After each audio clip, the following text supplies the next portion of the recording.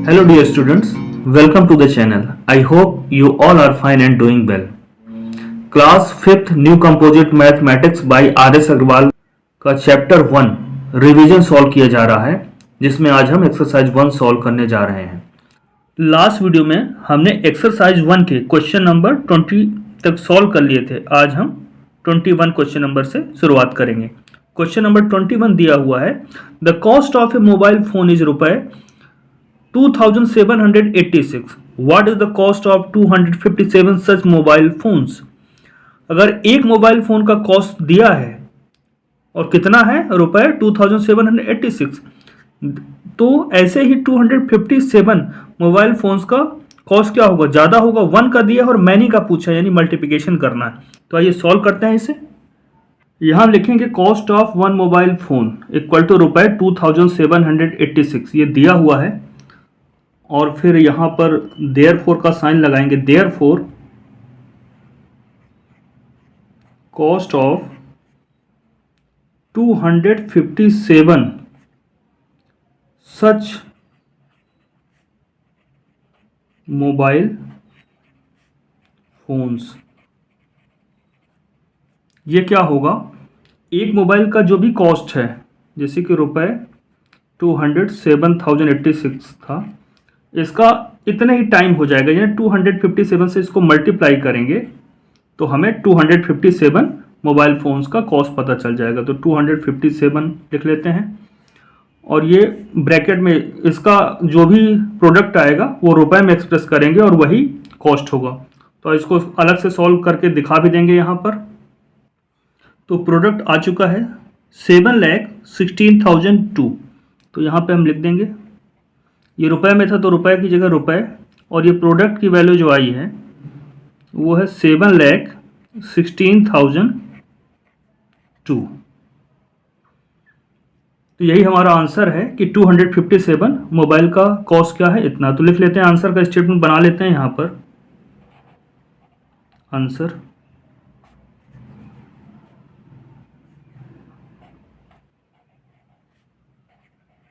The cost of 257 such mobile phones is रुपए 7,16,002. Question number 22. In each of the following division sums, find the quotient and remainder. यहाँ A से लेके F तक division perform करना है और जो भी क्वोशंट और रिमाइंडर आता है उसे एज आंसर लिखना है। तो आइए ए सॉल्व करते हैं। इसमें लिखा हुआ है 66,863 डिवाइडेड बाई 76। तो 76 यहाँ पे डिवाइजर है और 66,863 डिविडेंड है। तो आइए इस तरह से अरेंज कर लेते हैं इनको। ये डिवाइजर है और डिविडेंड को हमने इस तरह से लिखा है। अब 76 2 डिजिट का है डिवाइजर हमारा, तो यहाँ भी 2 डिजिट लेते हैं तो 66 बनेगा, विच इज लेस देन 76। तो यहाँ पर हम क्या करेंगे, 3 डिजिट का नंबर लेंगे 668। अब 76 से मल्टीप्लाई करते हैं कि इससे ज़्यादा ना होने पाए और इसके नज़दीक रहे। तो 8 से जब मल्टीप्लाई करेंगे तो यहाँ पर आएगा 608। अब इसको सब्ट्रैक्ट करेंगे और 668 में 608 जाएगा तो यहाँ पर मिलेगा हमको 60। अब नेक्स्ट स्टेप में ऊपर से एक डिजिट नीचे आएगी, तो यहाँ पे 6 है तो 6 नीचे आएगा। अब देखिए 76 8 जा 608 है और यहाँ 606 है, यानी 8 का मल्टीप्लाई नहीं कर सकते हैं, इससे छोटे नंबर का मल्टीप्लाई करेंगे, यानी 7 का मल्टीप्लाई करते हैं। तो 76 से बन जा 532 आता है। अब इसको सब्ट्रैक्ट करेंगे तो यहाँ पर 74 वैल्यू आएगी और ऊपर डिविडेंड में 3 बचा हुआ तो 3 नीचे आएगा। अब 76 का मल्टीप्लाई हम करते हैं 9 से, तो 9 से मल्टीप्लाई करने पे यहाँ पे आता है 684। इसको सब्ट्रैक्ट करेंगे तो यहाँ पर आएगा 59। अब ऊपर कोई डिजिट है नहीं तो ये हमारा क्या हो जाएगा, रिमाइंडर। तो यहाँ पे इसको अलग से लिख लेंगे कि क्वोशंट हमारा 879 है और रिमाइंडर 59। तो ये हमने यहाँ पे आंसर लिख लिया है। आइए अब देखते हैं इसका बी में दिया है 4,31,035 डिवाइडेड बाई 49। तो 49 डिवाइजर है और 4,31,035 डिविडेंट है। तो इसी तरह उसको भी अरेंज कर लेते हैं। अब यहाँ पे 2 डिजिट है, 2 डिजिट यहाँ लेके चलते हैं तो 43 बनता है which is less than 49, so we will take one more digit 1 and form the 3 digit number which is 431। Now 49 8 जा 392। इसको सब्ट्रैक्ट करेंगे तो यहाँ पर आएगा 39। अब ऊपर से एक डिजिट नेक्स्ट स्टेप पे आएगी तो यहाँ 0 है, 0 नीचे आएगा। नंबर हमारे पास बन गया 390। अब 49 7 जा 343। 390 में 343 को सब्ट्रैक्ट करेंगे तो यहाँ 47 आएगा और ऊपर से एक डिजिट 3 नीचे आएगी। अब ये बन गया 473। अब 49 9 जा 441। इसको सब्ट्रैक्ट करेंगे तो यहाँ पर आएगा 32। ऊपर आखिरी डिजिट बची हुई है 5, ये नीचे लेके आएंगे। 325 हो गया है। अब 49 6 जा 294। सब्ट्रैक्ट करेंगे तो यहाँ पर 31 आएगा। अब ऊपर कोई डिजिट नहीं है तो यही हमारा रिमाइंडर होगा। अब इसे आंसर में लिख लेंगे लास्ट में। क्वोशंट इक्वल टू 8796 और रिमाइंडर 31। आइए देखते हैं नेक्स्ट। यहाँ 97 डिवाइजर है और डिविडेंड है हमारा 8,50,658। तो यहाँ पर हमने अंदर इसको लिखा है 850,658 और डिवाइजर बाहर किया है। अब इसको हम परफॉर्म करेंगे यहाँ डिवीजन। तो डिवीजन परफॉर्म करने के बाद क्वोशंट आता है 8,769, इसको हमने यहाँ लिख लिया है। और लेफ्ट जो बचा है रिमाइंडर 65 वो हम यहाँ पे लिख लेते हैं। इस तरह से सी कंप्लीट होता है। ऐसे ही हम जो डी में डिवीजन दिया हुआ है उसको भी परफॉर्म करेंगे। यहाँ पर 10 5 जा 50 आ गया है। अब देखिए यहाँ पर 0 बचा। अब ऊपर से क्या आएगा, केवल 7 बचा है तो 7 ऊपर से नीचे आता है। अब 10 का टेबल पढ़ेंगे, 7 में नहीं जाएगा, कितनी बार जाएगा, 1 भी लिखते हैं तो ज़्यादा हो जाएगा। तो 10 0 जा 0। अब ये फाइनली 7 रिमाइंडर बचा और क्वोशंट आ गया 13,250। यही लिख लेंगे यहाँ पर क्वोशंट रिमाइंडर 7। आइए देखते हैं नेक्स्ट डिवीजन। यहाँ पर 10,46,549 को डिवाइड करना है 100 से। 100 क्या है, डिवाइजर है और 10,46,549 डिवाइजर है। तो इसको भी उस तरह से परफॉर्म करते हैं। क्वोशंट आता है 10,465, रिमाइंडर बचता है 49। यही लिख लेते हैं यहाँ पर। तो परफॉर्म करने पर क्वोशंट आता है 235 और रिमाइंडर 174। यही आंसर होगा, इसको लिख लेते हैं यहाँ पर। Quotient 235, remainder 174। इस तरह से क्वेश्चन नंबर 22 कंप्लीट होता है। आइए देखते हैं question number 23। Question number 23। An aeroplane takes 17 hours to fly a distance of 15,419 kilometre. How far does it fly in 1 hour. तो इसमें दिया हुआ कि 17 आवर्स में 15,419 किलोमीटर कोई एरोप्लेन उड़ते हुए डिस्टेंस कवर करता है। अब ये पूछा गया कि अगर 1 आवर की बात करें तो 1 आवर में कितना फ्लाई करेगा, कितना दूर फ्लाई करके जाएगा, यानी कितना डिस्टेंस कवर करेगा। देखिए ज़्यादा का दिया है, 17 आवर्स का दिया हुआ है, 1 आवर का पूछा है तो यहाँ पे डिवीजन होगा। और जो भी डिस्टेंस 17 आवर में वो कवर करता है उसको अगर 17 से डिवाइड कर देंगे तो हमें 1 आवर में कितना फ्लाई करने वाला डिस्टेंस वो पता चल जाएगा। तो आइए सॉल्व करते हैं इसे। तो यहाँ हम लिखेंगे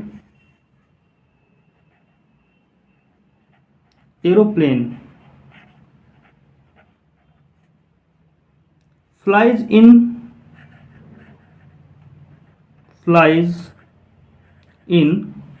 17 आवर्स। 17 आवर्स का दिया है डिस्टेंस, वो कवर करता है 15,419 किलोमीटर।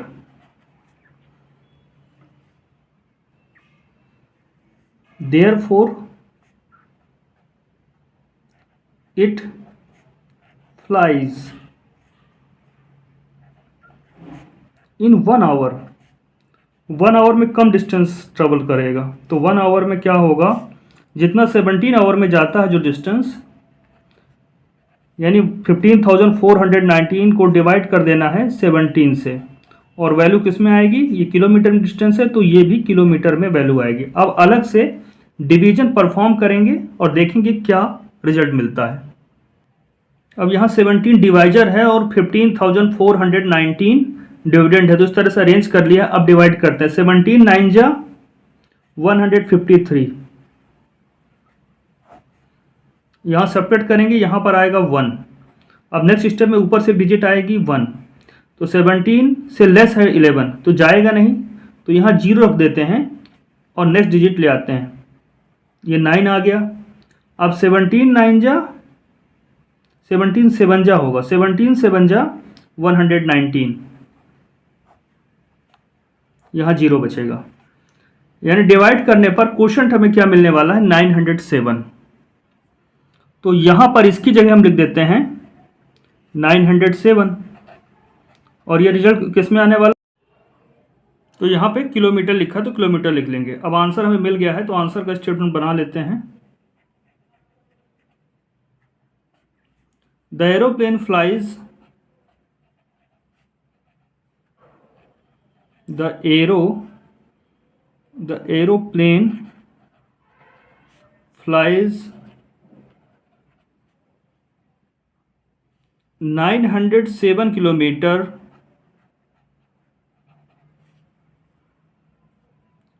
फार मतलब दूर, फार इन 1 आवर। 1 आवर में वो 907 किलोमीटर दूर तक उड़ के जाएगा, या इतना डिस्टेंस कवर करेगा। इसके साथ ही क्वेश्चन नंबर 23 कंप्लीट होता है। आइए देखते हैं नेक्स्ट क्वेश्चन। क्वेश्चन नंबर 24 में दिया हुआ है, the cost of A fluorescent tube is ₹57। How many such tubes can be bot for ₹1,98,000 for ₹19,893। अगर एक फ्लोरोसेंट ट्यूब का कॉस्ट 57 है तो 19,893 रुपीज़ में कितनी ट्यूब्स खरीदी जा सकती हैं। तो यहाँ पर एक ट्यूब का कॉस्ट दिया हुआ है और अमाउंट दिया है, उस अमाउंट में कितने ट्यूब से पता करना। तो आइए सॉल्व करते हैं इसे। Fluorescent tube can be bought in ₹57। 57 रुपये में कितनी फ्लोरोसेंट ट्यूब आ सकती हैं, तो 1। Therefore, number of fluorescent tubes can be bought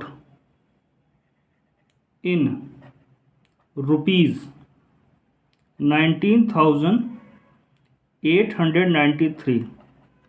तो क्या करेंगे, 19,893 को डिवाइड करेंगे 57 से। एक ट्यूब का कॉस्ट जो है उससे डिवाइड कर देंगे टोटल अमाउंट को, तो पता चल जाएगा कितने ट्यूब्स हम खरीद सकते हैं। अब ये डिवीजन हम अलग से परफॉर्म करके यहाँ पे देखेंगे। तो यहाँ 57 से डिवाइड करना है 19,893 को, तो 57 3 जा 171, माइनस किया, सब्ट्रैक्शन किया तो यहाँ पे 27 आएगा, ऊपर से एक डिजिट जो 9 है वो नीचे आएगी। अब 57 का मल्टीप्लाई करेंगे 4 से, 57 4 जा 228, सब्ट्रैक्ट करेंगे यहाँ पर तो 51 आएगा।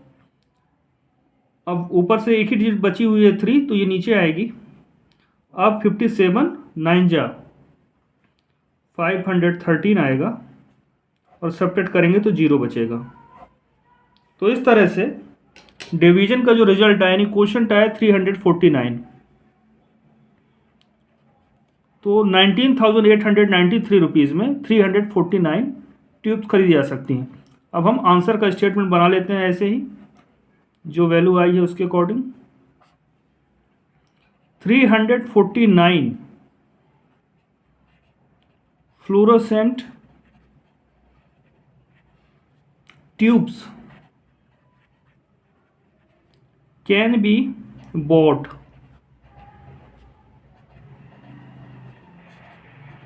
can be bought for रुपए 19,893। ये हमारा आंसर होगा। इसके साथ ही क्वेश्चन नंबर 24 कंप्लीट होता है। आइए देखते हैं क्वेश्चन नंबर 25। क्वेश्चन नंबर 25 दिया है list all the factors of 48 और बी में दिया है 120। तो फैक्टर्स क्या होते हैं? किसी नंबर का फैक्टर्स वो नंबर्स होते हैं जिससे दिया हुआ नंबर एग्जैक्टली डिविजिबल होता है। जैसे कि 48 की बात करें तो 48 किसकी टेबल में आता है, तो यह किससे डिविजिबल है, तो जिन नंबरों से डिविजिबल होता है वही उसके फैक्टर कहलाते हैं। तो हम 48 को कैसे लिख सकते हैं? 48 1 से डिविजिबल है, 1 इंटू 48 अगर लिखते हैं 1 48 जो क्या होता है 48। नेक्स्ट देखते हैं तो 48 2 से डिविजिबल है, तो 48 को हम क्या लिख सकते हैं 2 इंटू 24 इक्वल टू 48 आता है। ऐसे 48 को लिखा जा सकता है 3 मल्टीप्लाइड बाय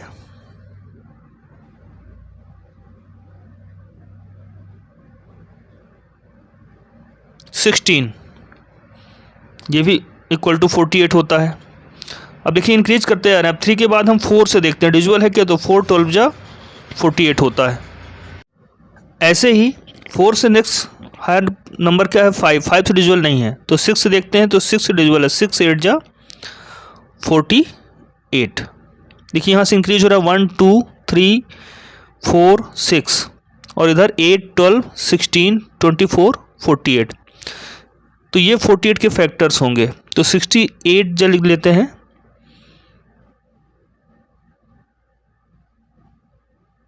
फोर्टी एट है। तो फैक्टर्स क्या हुए इसके, तो factors are all the factors of 48 are, देखिए 1 2 3 4 6 और यहाँ से 8 12 16 24 और 48 और 8 12 16 24 एंड 48। तो 48 के ये सभी फैक्टर्स होंगे। काउंट करते हैं 1 2 3 4 5 6 7 8 9। तो 48 के ये 10 फैक्टर्स होते हैं। अब ऐसे ही सॉल्व करेंगे बी को जिसमें 120 दिया गया है। तो किसी की फैक्टर्स की बात करें तो वो कोई भी नंबर है या तो वो वन से डिविजिबल होता है और खुद से डिविजिबल होता है, ये तो श्योर रहता है। कोई भी नंबर 1 से डिविजिबल होता है और खुद से डिविजिबल होता है। तो 1 इंटू 120 इक्वल टू 120। अब 2 से डिवाइड करते हैं 120 को तो 60 आता है, तो हम लिख सकते हैं 2 इंटू 60 इक्वल टू 120। 3 से ट्राई करते हैं तो 3 इंटू 40 इक्वल टू 120 होता है। ऐसे ही 120 को मल्टीप्लिकेशन के फॉर्म में कैसे लिख सकते हैं 4 इंटू 30 इक्वल टू 120 होता है। ऐसे ही 120 को लिख सकते हैं 5 मल्टीप्लाइड विथ 24, इनका प्रोडक्ट भी 120 आता है। इसी तरह से 120 डिविजिबल बाय 6 भी है, तो 6 मल्टीप्लाइड विथ 20 लिखते हैं तो भी प्रोडक्ट 120 आता है। इसी तरह से आगे जब हम 120 को डिवाइड करते हैं 8 से तो क्वेश्चन क्या आता है, क्वेश्चन आता है यहाँ पर 15। तो 8 मल्टीप्लाई बाई 15 इक्वल टू 120। आगे हम इसको डिवाइड करते हैं 10 से, तो 10 मल्टीप्लाइड विथ 12 लिखते हैं तो 120 आता है। तो इस तरह से 10 और 12 के बीच में कोई गैप है नहीं और उसके बीच कोई नंबर अवेलेबल नहीं है जो जिससे 120 डिविजिबल हो। तो ये सारे फैक्टर्स आ चुके हैं हमारे पास। तो आंसर में लिखेंगे हम all the factors of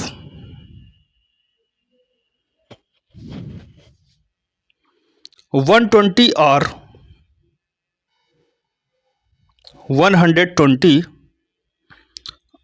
are देखिए ऊपर शुरू करेंगे 1 2 3 4 5 6 8 10, 1 2 3 4 5 6 8 10 एंड अब यहाँ से 12 15 20 24 30 40 60 and 120, 12 15 20 24 30 40 60 and 120।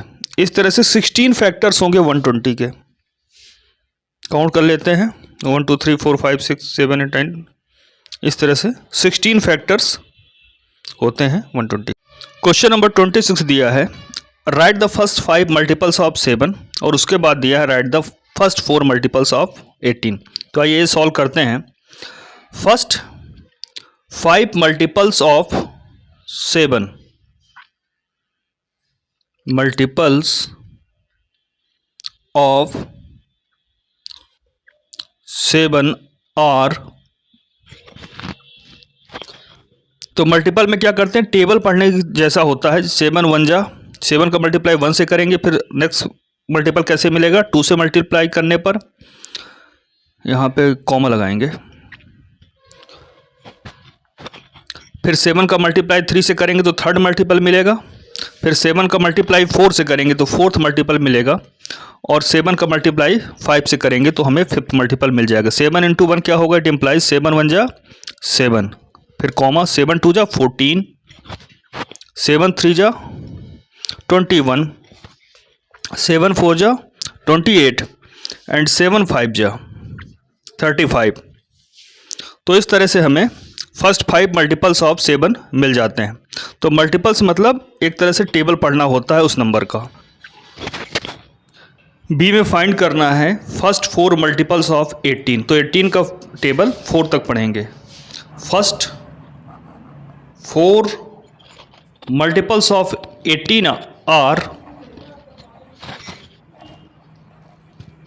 Multiples of 18 are 18 multiplied with 1, comma 18 multiplied with 2, comma 18 multiplied with 3। 4 find करने हैं तो फोर्थ क्या होगा, and 18 multiplied with 4। It implies क्या हो जाएगा, 18 1 जा 18, 18 2 जा 36, 18 3 जा 54 एंड 18 4 जा 72। इस तरह से हमने फर्स्ट 4 मल्टीपल्स ऑफ 18 फाइंड कर लिए हैं। तो सिर्फ टेबल पढ़ना होता है उस नंबर का।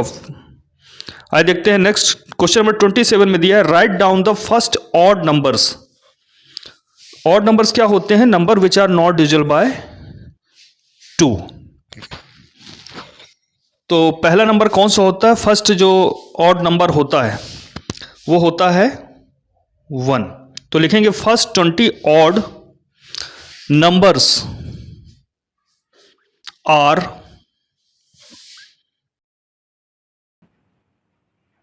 फिर 3, 5 भी 2 की टेबल में नहीं आता है, 7 9 11 13 15 17 19 21 23 25 27 29 31 33 35 37 और 39। ये ऐसे 20 नंबर्स हैं। स्टार्टिंग जब 1 से काउंट करते हैं तो ये 20 नंबर्स 2 की टेबल में नहीं आते हैं, तो यही ऑड नंबर होते हैं। तो इस तरह से हमने फर्स्ट 20 ऑड नंबर्स लिख दिए हैं। बी में लिखा हुआ write down all even numbers between 70 and 90। Even numbers वो होते हैं जो 2 से डिविजिबल होते हैं, यानी 2 के टेबल में आते हैं। तो 70 के बाद से नंबर लिखना शुरू करेंगे। तो लिखेंगे पहले all even numbers between 70 and 90 are. तो 70 और 90 इसमें नहीं लिखना है और उनके बीच के नंबर लिखने हैं जो इवन है, यानी 2 से डिजिबल है। तो 70 के बाद जो पहला नंबर आता है 2 से डिजिबल वो है 72, 72, 74, 76, 78, 80, 82, 84, 86 एंड 88। यहाँ पे एंड लिख लेते हैं, एंड 88। तो ये नंबर्स जो होते हैं 1 2 3 4 5 6 7 8 9, ये 9 नंबर्स ऐसे हैं जो 70 और 90 के बीच में हैं और इवन होते हैं। Question number 28, circle the prime numbers. यहाँ पे नंबर्स दिए हैं 2 से लेकर 99 तक कुछ नंबर्स हैं और हमें उन नंबर्स को सर्कल करना है जो प्राइम्स है। तो प्राइम नंबर्स क्या होते हैं? विच आर डिजिबल बाय 1 और नंबर इटसेल्फ, जो 1 से डिजिबल हों या खुद से डिजिबल हों। तो पहला नंबर जो होता है यहाँ पर 2 है, 5 भी एक प्राइम नंबर है, 9 प्राइम नंबर नहीं है, 13 प्राइम नंबर है, 17 प्राइम नंबर है, इसके बाद 31 ये प्राइम नंबर है, इसके बाद हम देखेंगे तो 37 भी प्राइम नंबर है, इसके बाद 43 प्राइम नंबर है, 49 तो 7 के टेबल में आता है। इसके बाद हम आगे देखते हैं तो यहाँ पर अगला प्राइम नंबर जो है वो 71 है। तो हम सर्कल बना लेते हैं वहाँ पर, 73 है। इसके बाद नेक्स्ट जो नंबर है, जो प्राइम नंबर है तो वो है 83, उसको हम इनसर्कल कर लेते हैं। नेक्स्ट जो दिए हुए नंबर में प्राइम नंबर है वो नंबर है हमारा 97, तो 97 को इनसर्कल कर लेते हैं। इस तरह से दिए हुए नंबर में जो भी प्राइम नंबर्स थे उन्हें हमने इनसर्कल कर लिया है। अब आइए नेक्स्ट क्वेश्चन सॉल्व करते हैं। Question number 29, find the HCF of 32 and 56, और बी में दिया है 90 एंड 105। तो सॉल्व करते हैं। HCF ऑफ 32 एंड 56, वो बड़े से बड़ा नंबर जो 32 और 56 दोनों को डिवाइड करता है, एग्जैक्टली डिवाइड करता है। तो इसके लिए हम बाय कॉमन डिवीजन मेथड का यूज करेंगे HCF फाइंड करने के लिए। 32 और 56 में हाईएस्ट कॉमन फैक्टर फाइंड करना है। तो देखिए हम इस तरह से अरेंज कर लेते हैं इसको, 32 और 56 दोनों को इस तरह से लिख लेते हैं। अब देखते हैं, ट्राई करते हैं पहले 2 से। तो 2 से क्या डिजिबल है? दोनों, तो दोनों डिजिबल है। 30 को 2 को डिवाइड करेंगे 16 आएगा, 56 को डिवाइड करेंगे 28 आएगा। इसके बाद फिर से दोनों 2 से डिजिबल हैं, तो 16 को डिवाइड करने पर 8 आएगा और 14 को आएगा 28 को डिवाइड करने पर। फिर दोनों 2 से डिजिबल हैं, 2 4 जा और 7 जा। अब देखिए 4 और 7 ऐसा कोई भी नंबर नहीं है 1 के अलावा जिससे दोनों डिजिबल हों।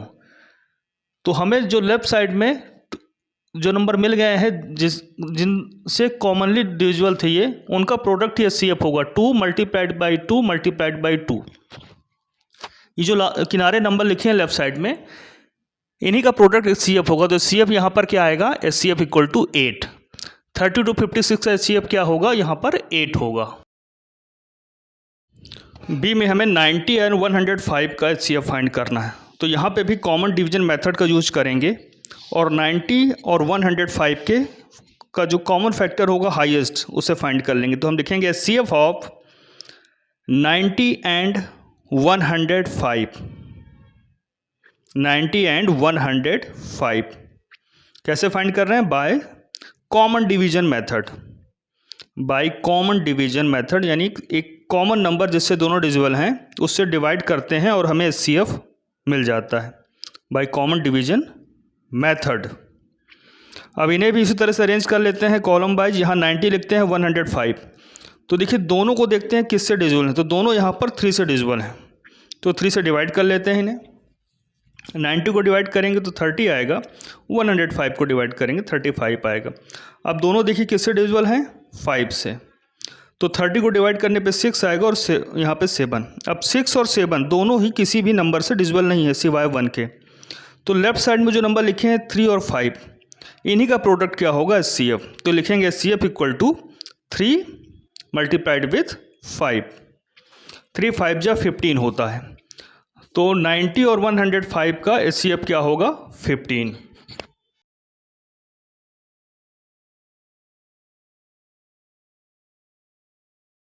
Question number 30, find the LCM of 6 and 8।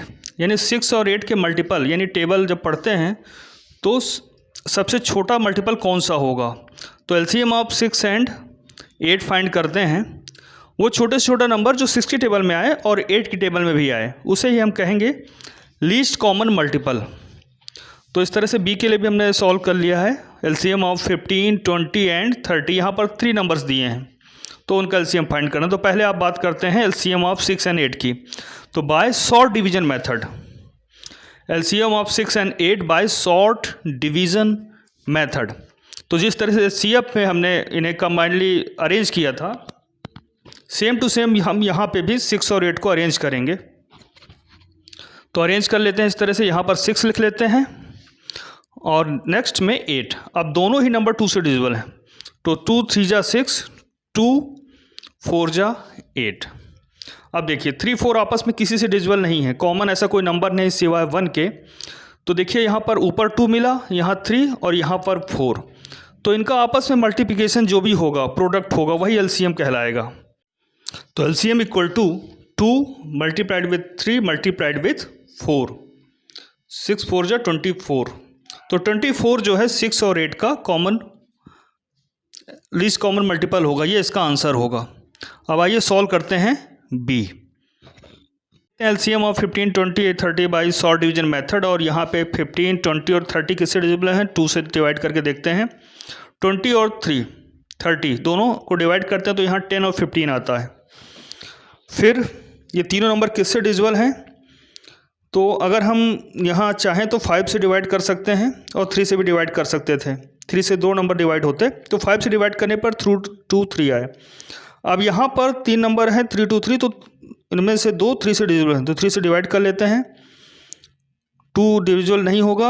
अब देखिए अगर इसको और आगे आप लिखना चाहें तो 2 को भी डिवाइड कर सकते थे, अदरवाइज LCM लिख लीजिए 2 multiplied by 5 multiplied by 3 multiplied by 2। तो LCM यहाँ पर आएगा। अगर आप चाहें तो इसको डिवाइड भी कर सकते थे, जो लास्ट में 2 बचा था उसको डिवाइड कर लेते। तो यहाँ पे LCM आपको मिलने वाला है 2 5 इंटू 3 इंटू 6, 60 LCM मिलेगा आपको। तो इस तरह से हमने LCM फाइंड कर लिया है। Question number 31, fill in the missing numerals. 9 upon 16 equal to 27 upon, यहाँ पे एक बॉक्स बना है, यहाँ पे जो मिसिंग न्यूमरल है वो फिल करना है। तो यहाँ 9 अपान 16 दिया और इक्वल टू दिया, यानी इसका इक्विवेलेंट फ्रैक्शन यहाँ पे दिया हुआ है। तो 9 से 27 कैसे आया होगा? इक्विवेलेंट फ्रैक्शन कैसे बनाते हैं? सेम नंबर से न्यूमरेटर और डिनोमिनेटर मल्टीप्लाई कर दें या डिवाइड कर दें तो हमें इक्विवेलेंट फ्रैक्शन मिल जाता है। तो 9 से 27 कैसे मिला होगा? 9 3 जा 27, यानी 3 का मल्टीप्लाई किया गया है। तो इक्विवेलेंट फ्रैक्शन कैसे बनता है? सेम नंबर से मल्टीप्लाई और डिवीजन करने पे। तो पता चल चुका कि 3 का मल्टीप्लाई किया गया है 9 में, तो 16 में भी 3 का मल्टीप्लाई करेंगे तो यहाँ पे आएगा 48। 16 3 जा 48। अब 9 अपान 13, तो 13 यहाँ डिनोमिनेटर है, यहाँ डिनोमिनेटर 78 है, तो 13 में किसका मल्टीप्लाई किया गया होगा? 6 का। 13 6 जा 78, तो 9 6 जा 54, तो यहाँ 54 फिल किया जाएगा। ऐसे यहाँ 17 से ये 51 हो गया, यानी डिनोमिनेटर में 3 का मल्टीप्लाई किया गया, तो न्यूमरेटर में भी 3 का मल्टीप्लाई करेंगे तभी ये इक्विवेलेंट फ्रैक्शन बनेगा। तो 11 3 जा 33। तो इस तरह से हमने मिसिंग न्यूमरल को फिल कर लिया है। क्वेश्चन नंबर 32 दिया है, find N equivalent fraction of 75 upon 90 with numerator 15, denominator 36, numerator 35, denominator 60। तो 75 अपान 90 का इक्विवेलेंट बनाना है ऐसा फ्रैक्शन कि न्यूमरेटर 15 हो जाए। तो ये सॉल्व करते हैं इसे। 75 अपान 90 ये फ्रैक्शन दिया गया है और इसका इक्विवेलेंट बनाना है, और इस तरह से बनाना है कि न्यूमरेटर क्या हो जाए? न्यूमरेटर हो जाए इसका 15 तो 75 को 5 से डिवाइड करेंगे तो क्या आ जाएगा, 15 न्यूमरेटर बन जाएगा। और डिनोमिनेटर क्या आएगा, तो इक्विवेलेंट फ्रैक्शन में सेम नंबर से मल्टीप्लाई या डिवाइड करना होता है न्यूमरेटर डिनोमिनेटर दोनों को। तो 75 को 5 से डिवाइड किया तो 90 को भी 5 से डिवाइड करेंगे। और यहाँ जब 5 से 90 को डिवाइड करेंगे तो 18 आ जाएगा। तो फ्रैक्शन हमारा क्या बनेगा, 15/18। तो यहाँ डिनोमिनेटर 36 हमें बनाना है, किसका, 75/90 का ऐसा इक्विवेलेंट लाना है कि डिनोमिनेटर 36 आ जाए। तो देखिए 90 को 36 बनाना है, तो ऐसा कोई नंबर नहीं है, कोई नेचुरल नंबर जिससे हम मल्टीप्लाई या डिवाइड करें तो डिनोमिनेटर 36 बन जाए। तो पहले क्या करेंगे, इसको हम सिंपलेस्ट फॉर्म में लिखेंगे। तो दोनों का ही एचसीएफ क्या है, 15, दोनों ही 15 से डिविजिबल है, तो इन्हें 15 से डिवाइड कर देते हैं, सिंपलेस्ट फॉर्म में ले आते हैं इनको डिवाइड करके पहले।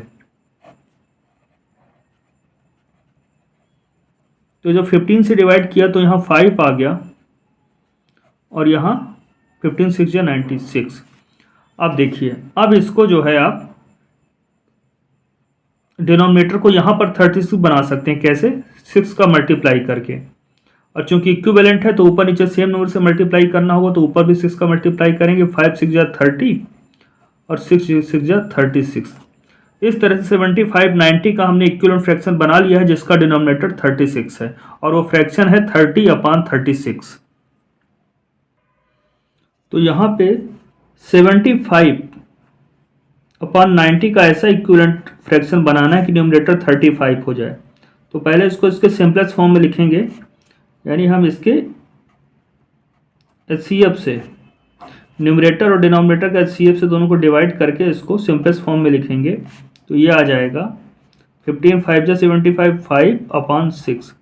अब न्यूमरेटर 35 बनाया जा सकता है, कैसे, इसमें हम 7 का मल्टीप्लाई कर दें अगर न्यूमरेटर में, तो डिनोमिनेटर में भी 7 का मल्टीप्लाई करना पड़ेगा। और फ्रैक्शन क्या बनेगा, 5 7 जा 35, 6 7 जा 42। तो इक्विवेलेंट फ्रैक्शन बन गया है 75/90 का 35/42, जिसमें न्यूमरेटर 35 है। तो इस तरह से हमने रिक्वायर्ड फ्रैक्शन अचीव कर लिया है।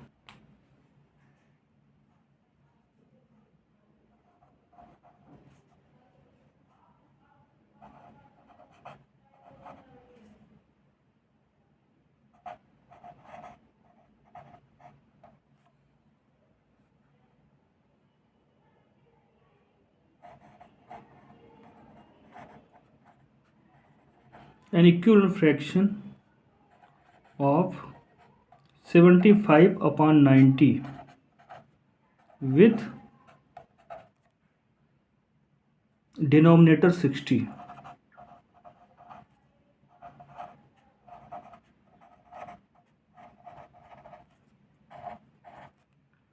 तो 75/90 किसी भी नंबर से इसको डिवाइड करें या मल्टीप्लाई करें, ये डिनोमिनेटर 90 60 नहीं बन पाएगा। तो क्या करते हैं, इसका सिंपलेस्ट फॉर्म करते हैं, इनको डिवाइड करते हैं इनके एचसीएफ से, तो दोनों ही 15 से डिविजिबल हैं। तो 75 को जब 15 से डिवाइड करते हैं तो 5 आता है, और 90 को डिवाइड करते हैं तो 6 आता है। अब क्या 6 का जो डिनोमिनेटर 6 है, क्या इसको हम 60 बना सकते हैं? हाँ बिल्कुल बना सकते हैं, अगर 10 का मल्टीप्लाई कर दें। तो ऊपर भी 10 का मल्टीप्लाई करना होगा क्योंकि ये सभी इक्विवेलेंट फ्रैक्शंस हैं। तो 5 10 जा 50 और 6 10 जा 60। तो 75/90 का इक्विवेलेंट फ्रैक्शन 50/60 होगा, और यहाँ पे हमने डिनोमिनेटर को 60 बना लिया है। इसके साथ ही क्वेश्चन नंबर 32 कंप्लीट होता है। Question number 33, put the correct symbol greater than और smaller than in the placeholders. तो ग्रेटर देन और स्मॉलर देन का सिंबल हमें इस प्लेस होल्डर पर प्लेस करना है। तो देखिए 5/9 और 8/9 में कौन सा ग्रेटर होगा? तो याद रखना है, फ्रैक्शन में अगर डिनोमिनेटर सेम है तो जिसका न्यूमरेटर ग्रेटर होगा वही फ्रैक्शन ग्रेटर होगा। तो 5 और 8 में कौन सा ग्रेटर है? 8। तो ये वाला सिंबल 8/9 की तरफ लगेगा, यानी 5/9 इज लेस देन 8/9। अब यहाँ देख लेते हैं, दोनों के डिनोमिनेटर सेम है, तो जिसका न्यूमरेटर ग्रेटर होता है, लाइक फ्रैक्शंस क्या होते हैं? जिनके डिनोमिनेटर सेम होते हैं। अब डिनोमिनेटर जब सेम हो जाते हैं तो जिसका न्यूमरेटर ग्रेटर होता है वही फ्रैक्शन ग्रेटर होता है। तो 19 न्यूमरेटर है, यहाँ 17, तो ग्रेटर कौन सा होगा? 19, इसलिए ये फ्रैक्शन 19/20 ग्रेटर होगा, इसलिए ये वाला सिंबल यहाँ पे लगेगा। 3/8 और 7/8 में यहाँ भी डिनोमिनेटर सेम है, तो जिसका न्यूमरेटर ग्रेटर है वही फ्रैक्शन ग्रेटर होगा। तो 3 और 7 में 7 ग्रेटर है, 3 स्मॉलर है, तो 3/8 इज स्मॉलर देन, मतलब ये वाला साइन लगेगा, स्मॉलर देन 7/8, 7/8 ग्रेटर होगा। यहाँ बात करें 7/11 और 7/15। अब न्यूमरेटर जब सेम होता है तो इसमें अलग होता है, जब न्यूमरेटर सेम होते हैं तो जिसका डिनोमिनेटर स्मॉलर होगा वो फ्रैक्शन ग्रेटर होगा। तो 7 और 11/11 7/15, तो न्यूमरेटर सेम है, डिनोमिनेटर अलग अलग है। तो कौन सा डिनोमिनेटर स्मॉलर है? 11 इज स्मॉलर देन 15, इसलिए 7/11 ये फ्रैक्शन ग्रेटर होगा 7/15 से, तो ये वाला सिंबल यहाँ पे लगेगा। 15/23 15/19, तो 23 जो डिनोमिनेटर है वो ग्रेटर है 19 से, इसलिए 15/23 स्मॉलर होगा। न्यूमरेटर सेम रहते हैं, डिनोमिनेटर जिसका ग्रेटर होगा वो फ्रैक्शन स्मॉलर हो जाएगा। तो 23 ग्रेटर है 19 से, इसलिए ये फ्रैक्शन स्मॉलर होगा, इसलिए ये वाला सिंबल हम प्लेस करेंगे। 21/20 21/19, तो यहाँ भी न्यूमरेटर सेम है, लेकिन 20 क्या है? स्मॉलर देन 29 है, तो ये वाला फ्रैक्शन डिनोमिनेटर स्मॉलर है, इसलिए फ्रैक्शन ग्रेटर होगा। तो 21/20 इज ग्रेटर देन 21/29, ये वाला सिंबल यहाँ प्लेस करेंगे। नेक्स्ट क्वेश्चन दिया हुआ है, arrange the following fractions in ascending order. तो असेंडिंग ऑर्डर में कैसे करते हैं? सबसे पहले स्मॉलेस्ट फ्रैक्शन आएगा, फिर उससे बड़ा, फिर उससे बड़ा, और लास्ट में क्या आएगा? ग्रेटेस्ट। तो आइए अरेंज करते हैं। क्वेश्चन नंबर 34 के ए में जो फ्रैक्शंस दिए हुए हैं उन्हें असेंडिंग ऑर्डर में अरेंज करके देखते हैं। यहाँ दिए हुए फ्रैक्शन को हमें असेंडिंग ऑर्डर में अरेंज करना है, और हम ये देख रहे हैं कि ये लाइक फ्रैक्शन है, इनकी डिनोमिनेटर सेम है। असेंडिंग ऑर्डर में सबसे पहले आता है जो फ्रैक्शन सबसे छोटा होता है, यानी स्मॉलेस्ट, और जब फ्रैक्शन लाइक फ्रैक्शन हो तो उसमें जिसका भी न्यूमरेटर सबसे छोटा होता है वही फ्रैक्शन सबसे छोटा होता है। तो हम न्यूमरेटर चेक करते हैं, 2 3 6 5, तो सबसे छोटा न्यूमरेटर 2 है, तो 2/7 is the smallest fraction among them.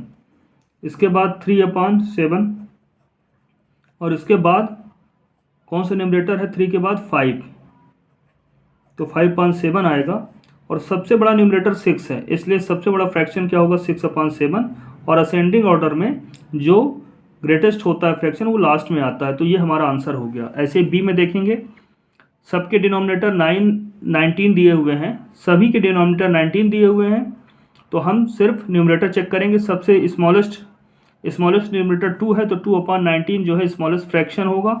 उससे ग्रेटर कौन सा होगा? उससे ग्रेटर न्यूमरेटर 10 है, तो 10/19, फिर 13/19, और यहाँ पे जितने भी न्यूमरेटर हैं सबसे ग्रेटेस्ट न्यूमरेटर 15 है, सो 15/19 is the greatest among them, so it comes at last. तो 15/19 को हम सबसे लास्ट में लिखेंगे। तो हमने इस तरह से दिए हुए फ्रैक्शन को असेंडिंग ऑर्डर में अरेंज कर लिया है। सी में दिया 1/7 1/4 1/2 1/5 और 1/3, सभी के न्यूमरेटर सेम है, तो जिसका न्यूमरेटर स्मॉलर होगा वो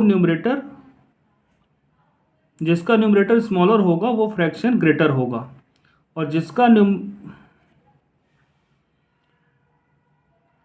यहाँ पर जिसका न्यूमरेटर ग्रेटर होगा वो फ्रैक्शन स्मॉलर होगा, और असेंडिंग में हम पहले सबसे स्मॉलेस्ट को ही रखते हैं, तो सबसे स्मॉलेस्ट डिनोमिनेटर 3 है और ग्रेटेस्ट डिनोमिनेटर क्या है यहाँ पर? 7, तो ये फ्रैक्शन का वैल्यू सबसे छोटा होगा, तो असेंडिंग में सबसे छोटा वैल्यू रखते हैं। फ्रैक्शन होगा सबसे स्मॉलेस्ट 1/7, इसके बाद 1/5, इससे ग्रेटर फ्रैक्शन क्या होगा? 1/4, फिर 1/3, और लास्ट में जिसका डिनोमिनेटर सबसे छोटा है वो फ्रैक्शन सबसे बड़ा है, तो वो 1/2 हो गया। यही हमारा आंसर होगा और इस तरह से हमने दिए हुए फ्रैक्शन को अरेंज कर दिया असेंडिंग ऑर्डर में। आइए डी में देखते हैं। यहाँ भी हम देख रहे हैं कि न्यूमरेटर्स की वैल्यू सेम है, सभी जगह 5 है, लेकिन डिनोमिनेटर अलग अलग है। तो जिस फ्रैक्शन में डिनोमिनेटर सबसे बड़ा होगा वो फ्रैक्शन सबसे छोटा होगा, और असेंडिंग में हम स्मॉलेस्ट फ्रैक्शन को सबसे पहले लिखते हैं। तो डिनोमिनेटर सबसे बड़ा कौन सा है यहाँ पर? 11। तो ये फ्रैक्शन 5/11 सबसे छोटा होगा। असेंडिंग में सबसे पहले स्मॉलेस्ट लिखा जाता है, उसके बाद 5/10 होगा, फिर 5/9, 5/8, और लास्ट में जिसका डिनोमिनेटर सबसे छोटा है यानी 5/6, ये ग्रेटेस्ट फ्रैक्शन होगा। तो इस तरह से हमने दिए हुए फ्रैक्शंस को असेंडिंग ऑर्डर में अरेंज कर लिया है। Question number 35, add. यहाँ फ्रैक्शन से जिन्हें ऐड करना है, और बहुत ही आसान हो जाता है जब फ्रैक्शंस लाइक फ्रैक्शंस हो, डिनोमिनेटर सेम हो। तो ऐड कैसे करते हैं? देखिए दोनों में ही डिनोमिनेटर क्या है? 7। तो जो सम आएगा उसके डिनोमिनेटर में भी 7 होगा, और न्यूमरेटर क्या होगा? दोनों न्यूमरेटर का सम, यानी 3 + 2। इसको और सॉल्व करेंगे तो 3 2 5/7, ये इसका आंसर होगा। ये हमने ऐड कर लिया। ऐसे यहाँ देख रहे हैं 2/9 + 5/9, यानी कि लाइक फ्रैक्शंस हैं। तो डिनोमिनेटर तो दोनों का ही सेम है, तो यहाँ पे बहुत ही आसान हो जाएगा ऐड करना। जो रिजल्ट आएगा उसका डिनोमिनेटर भी 9 होगा, और उनके न्यूमरेटर को हम ऐड कर लेते हैं सिर्फ 2 + 5, यानी 7/9। 5 + 2 क्या होगा? 7, 7/9, ये इसका आंसर होगा। यहाँ पर भी लाइक फ्रैक्शंस हैं, तो एडिशन बहुत आसान हो जाएगा। सम में वही डिनोमिनेटर रहेगा जो दोनों फ्रैक्शन में है, यानी 8 दोनों जगह है तो 8 डिनोमिनेटर में आ जाएगा, और न्यूमरेटर क्या होगा? दोनों दिए हुए फ्रैक्शंस के न्यूमरेटर्स का सम, यानी 3 + 4 = 7/8, ये इसका आंसर होगा।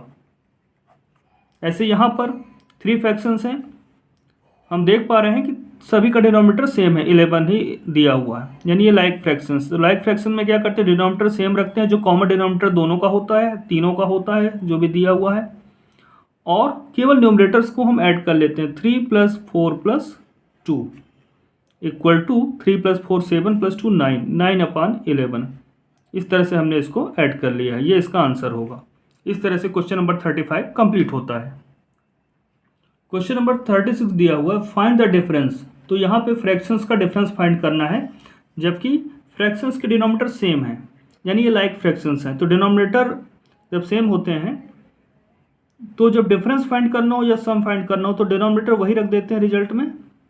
कॉमन डिनोमिनेटर 5 था, और न्यूमरेटर का सब्ट्रैक्शन परफॉर्म करते हैं जब सब्ट्रैक्शन के लिए कहा जाए। तो 4 - 2, 4 में 2 सब्ट्रैक्ट होगा तो 2 आएगा, 2/5 इसका आंसर है। ये डिफरेंस आ गया।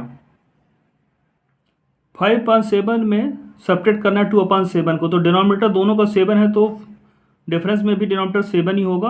अब केवल न्यूमरेटर का डिफरेंस हम फाइंड करते हैं जब भी लाइक फ्रैक्शंस का डिफरेंस निकालना हो। तो 5 - 2 = 3/7 हो जाएगा। 5 में 2 गया 3, और डिनोमिनेटर तो वही रहना है जो पहले दोनों फ्रैक्शन का था, यानी 7। तो ये इसका आंसर होगा। तो यहाँ 9/13 - 7/30 है, 13 है, दोनों का डिनोमिनेटर सेम, यानी लाइक फ्रैक्शन से डिफरेंस कैसे फाइंड करते हैं? सिर्फ न्यूमरेटर का डिफरेंस निकालना होता है, और डिनोमिनेटर वही रहता है जो पहले था। तो इसको सॉल्व करते हैं तो 9 में 7 गया 2, 2/13 यहाँ पे आंसर होगा। और सेम डी में भी यही होगा, 11/15 - 7/15, डिनोमिनेटर वही रहेगा 15, केवल न्यूमरेटर का डिफरेंस फाइंड करना होता है जब भी हम लाइक फ्रैक्शंस का डिफरेंस निकालते हैं। तो 11 में 7 गया 4/15, ये इसका आंसर होगा। इस तरह से क्वेश्चन नंबर 36 कंप्लीट होता है। Question number 37, convert each of the following mixed numerals into an improper fraction.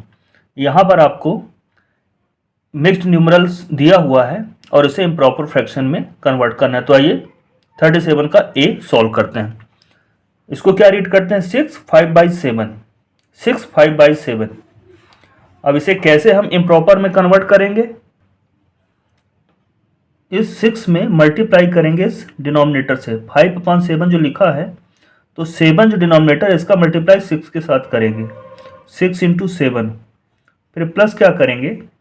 6 के साथ ये जो फ्रैक्शनल पार्ट है इसका न्यूमरेटर 5 है, तो 6 इंटू 7 प्लस ये 5, और डिनोमिनेटर में क्या होगा, यहाँ डिनोमिनेटर 7 है तो इसका पूरे का डिनोमिनेटर भी 7 होगा। 6 7 जा 42 प्लस 5 अपॉन 7। अब 42 प्लस 5 क्या होगा, 47, और अपान में क्या है, डिनोमिनेटर में 7 है तो 7। तो इम्प्रॉपर फ्रैक्शन में हमने कन्वर्ट कर दिया है मिक्स्ड को। इम्प्रॉपर फ्रैक्शन वो होता है जिसमें numerator is greater than denominator, तो 47 इज ग्रेटर देन 7 है यहाँ पर, तो ये कौन सा फ्रैक्शन हुआ, इम्प्रॉपर। ऐसे है ये बी सॉल्व करते हैं इसका, तो यहाँ इस 9 3/8 को हमें कन्वर्ट करना है इम्प्रॉपर में, तो 9 से मल्टीप्लाई करेंगे इस 8 का, 9 मल्टीप्लाइड विथ 8, और प्लस क्या करेंगे, यहाँ जो लिखा है 3, 9 3/8 में जो 3 ऊपर लिखा है न्यूमरेटर में, यहाँ पे ये होल पार्ट है और ये प्रॉपर फ्रैक्शनल पार्ट है, तो 3 जो है ऐड होगा, 9 इंटू 8 प्लस 3, और डिनोमिनेटर में क्या होगा, डिनोमिनेटर में जो पहले 8 था वही अभी भी होगा। अब 9 8 जा 72 प्लस 3, पहले मल्टीप्लिकेशन का साइन है और प्लस का साइन, तो पहले क्या बोर्ड मास से हम पहले क्या परफॉर्म करते हैं, मल्टीप्लिकेशन, तो 72 प्लस 3 अपॉन 8। अब 72 में 3 ऐड करेंगे तो क्या आएगा, 75 अपॉन 8। तो इस तरह से हमने मिक्स न्यूमरल को कन्वर्ट कर दिया है इम्प्रॉपर फ्रैक्शन में। सी में दिया है 5 11/17, तो 5 का मल्टीप्लाई 17 से करेंगे, और प्लस क्या होगा, जो यहाँ पे फ्रैक्शनल पार्ट में न्यूमरेटर है वो इसके साथ ऐड होगा। डिनोमिनेटर में क्या आएगा, इसके पूरे के डिनोमिनेटर में जो पहले डिनोमिनेटर 17 था वही यहाँ पे भी होगा। अब 5 17 जा या 17 5 जा 85 प्लस 11 अपॉन 17। अब 85 में 11 ऐड करेंगे तो क्या होगा, 96, और अपान में 17 है तो 17। इस तरह से हमने दिए हुए मिक्स्ड न्यूमरल को कन्वर्ट कर दिया है इम्प्रॉपर फ्रैक्शन में। इसके साथ ही क्वेश्चन नंबर 37 कंप्लीट होता है। Question number 38, convert the following improper fractions into mixed numerals. यहाँ पे आपको मिक्स्ड न्यूमरल्स में कन्वर्ट करना है और दिया क्या है आपको, इम्प्रॉपर फ्रैक्शन। तो कैसे करते हैं, जो भी इम्प्रॉपर फ्रैक्शन दिया रहता है उसमें न्यूमरेटर को डिवाइड करते हैं डिनोमिनेटर से और फाइंड करते हैं कोशेंट और रिमाइंडर क्या है। जैसे एग्जांपल हमारे पास दिया है, क्वेश्चन ही दिया है 107 अपॉन 9, तो 107 को डिवाइड करते हैं पहले 9 से, तो 107 को 9 से डिवाइड करने पे कोशेंट 11 आता है और रिमाइंडर 8 आता है। डिवाइड करके आप देखिएगा, तो कोशेंट 11 हो गया, रिमाइंडर 8 हो गया। तो 107 को हम कैसे लिखेंगे इम्प्रॉपर मिक्स्ड में, कोशेंट आया 11 तो 11 ऐसे लिखा जाएगा। फिर फ्रैक्शनल पार्ट में क्या होगा, रिमाइंडर 8 आया तो 8 ऊपर, और किससे डिवाइड किया था, डिवाइड हमने 9 से किया था, तो इम्प्रॉपर फ्रैक्शन के डिनोमिनेटर में भी 9 आएगा। तो इस तरह से 107 अपॉन 9 को हमने इम्प्रॉपर में कन्वर्ट कर दिया है, 11 अपॉन 8/9 होगा इसका। आइए देखते हैं इसका नेक्स्ट। बी में दिया है 189 अपॉन 11, तो 189 को 11 से डिवाइड करते हैं और फाइंड करते हैं कोशेंट और रिमाइंडर क्या होगा। तो जब डिवाइड करते हैं तो 17 कोशेंट आता है और रिमाइंडर 2 बचता है, यानी कि 189 अपॉन 11 को हम क्या लिख सकते हैं इम्प्रॉपर में, कोशेंट आया से मिक्स्ड में, 189 अपॉन 11 को हम क्या लिख सकते हैं मिक्स्ड में, तो कोशेंट 17 था, रिमाइंडर 2 था, और यहाँ पे पहले से डिनोमिनेटर 11 था तो यहाँ पे भी 11 रखेंगे, तो 17 2/11 189 अपॉन 11 का मिक्स्ड फ्रैक्शन होगा, मिक्स्ड न्यूमरल होगा।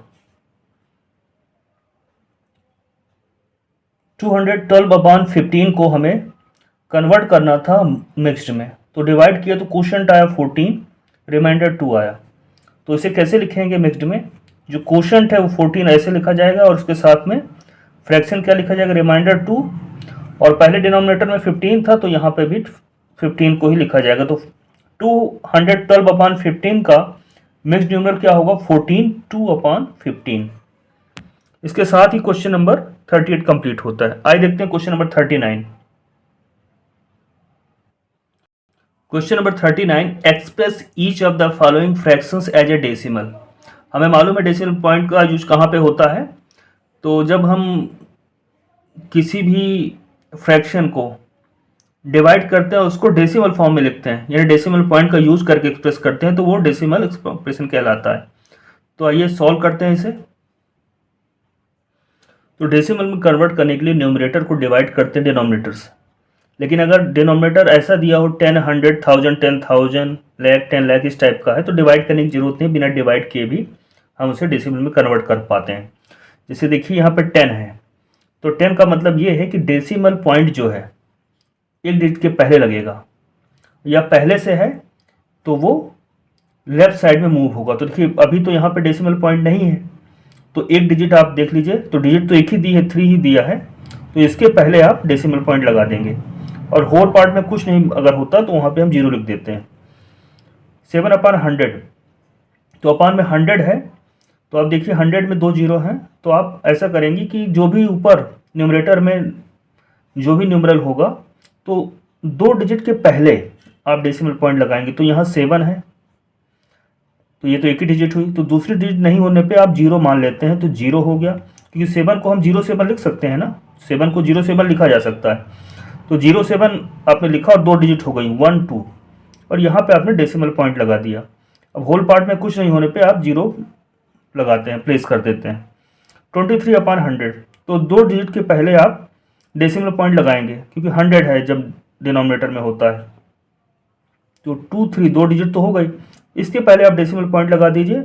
और होल पार्ट में और तो कुछ है नहीं यहाँ पे, तो 0 लिखते हैं। 0.23, 23/100 का डेसिमल क्या होगा 0.23। ऐसे 9/1000, तो 1 2 3 3 0 है, तो डेसिमल पॉइंट 3 डिजिट के पहले लगेगा। तो 9 को पहले 3 डिजिट का बना लेते हैं, 9 0 0 0 0 9 का मतलब क्या होता है, किसके इक्वल है, 9 के इक्वल ही है, लेकिन अब इसमें 3 डिजिट हो गई हैं, और अपान में 1000 होने पे हमें 3 डिजिट के पहले डेसिमल पॉइंट लगाना होता है। तो 1 2 3 डिजिट हो गए, डेसिमल पॉइंट लगा दिया, और होल पार्ट में कुछ नहीं होने पे यहाँ पे 0 प्लेस कर देते हैं। ऐसे यहाँ देखते हैं 79/1000, तो 3 डिजिट के पहले हमें डेसिमल पॉइंट लगाना है, लेकिन 79 में तो ये तो 2 डिजिट का है, तो 79 को 3 डिजिट में इस तरह से लिखा जाता है 079, इसकी वैल्यू भी क्या है 79 के इक्वल है। तो 3 डिजिट के पहले हमने डेसिमल पॉइंट लगाया, होल पार्ट में कोई भी डिजिट नहीं, तो 0 रख लेते हैं। तो 79/1000 को हमने डेसिमल में कन्वर्ट कर दिया, और क्या है 0.079 होता है। इसके साथ ही क्वेश्चन नंबर 39 कंप्लीट होता है। Question number 40, express each of the following as a fraction. Decimal expression दिया है, आपको इसको फ्रैक्शन में कन्वर्ट करना है, तो ये सॉल्व करते हैं। 0.6, तो कितना डेसिमल प्लेस है, सिर्फ एक डेसिमल प्लेस है, जिसमें कि डिजिट 6 है। डेसिमल के बाद कितने डिजिट हैं 1, तो आप इसे क्या लिखते हैं 6, डेसिमल पॉइंट हटा देते हैं, और एक जब डिजिट होती है डेसिमल पॉइंट के बाद तो आप 10 लिखते हैं, 6/10। ये कन्वर्ट हो गया फ्रैक्शन में। ऐसे यहाँ डेसिमल पॉइंट के बाद क्या है 7 5, 2 डिजिट हैं, तो डेसिमल पॉइंट हट जाएगा, और अपान में क्या लिखेंगे आप 100, 75/100। 32.5, डेसिमल के बाद कितनी डिजिट है, एक डिजिट है। होल पार्ट में क्या है 32, तो आप इसे इस तरह से भी लिख सकते हैं 32 प्लस 0.5 क्या होगा, वापस से यही आ जाएगा। तो 32 प्लस 0.5 को आप कन्वर्ट करेंगे फ्रैक्शन में, तो आप ये देख रहे हैं कि एक ही डिजिट है डेसिमल पॉइंट में, तो इसे आप लिखेंगे 5/10, और फिर इन्हें आप ऐड करेंगे तो क्या आ जाएगा 32 5/10, 0.064। तो यहां पर डेसिमल पॉइंट में 3 प्लेसेस है, 3 डिजिट है 1 2 3, तो डेसिमल पॉइंट हटाइए, तो यहाँ 64 मिलेगा, और 3 प्लेसेस थे, तो यहाँ पे आप 1000 लिखेंगे। 65.189, या तो इस तरह से अलग अलग करके लिख लीजिए, या सीधे आप लिख लीजिए डेसिमल पॉइंट के बाद 3 डिजिट्स हैं, यानी 3 डेसिमल प्लेसेस हैं। तो इसको जब फ्रैक्शन बनाएंगे तो डेसिमल पॉइंट हटेगा और अपान में 1000 लिखा जाएगा। तो इस तरह से कर सकते हैं या इस तरह से भी कर सकते हैं। अब ये क्या हो गया, improper fraction, numerator is greater than denominator, तो इसे डिवाइड किया जाएगा। तो डिवाइड करने पे जो होल पार्ट है यह जो क्वोशंट आएगा और डेसिमल वाला पार्ट जो 189 रिमाइंडर आएगा और डिवाइजर जो था 1000, तो 1000 इस तरह से लिखेंगे। तो जब होल पार्ट में कुछ दिया रहा है डेसिमल पॉइंट में, डेसिमल पॉइंट का कोई भी नंबर होल पार्ट के साथ होता है तो इस तरह से आप लिख सकते हैं या फिर डायरेक्ट इस तरह से भी लिखा जा सकता है, डिवाइड करके भी यही आएगा। तो इस तरह से हमने क्वेश्चन नंबर 40 कंप्लीट कर लिया है। इसके बाद के क्वेश्चन हम लोग नेक्स्ट वीडियो में देखेंगे। तो अभी तक जो भी पढ़ाया गया इसको रिवाइज करिएगा और अपना ध्यान रखिएगा।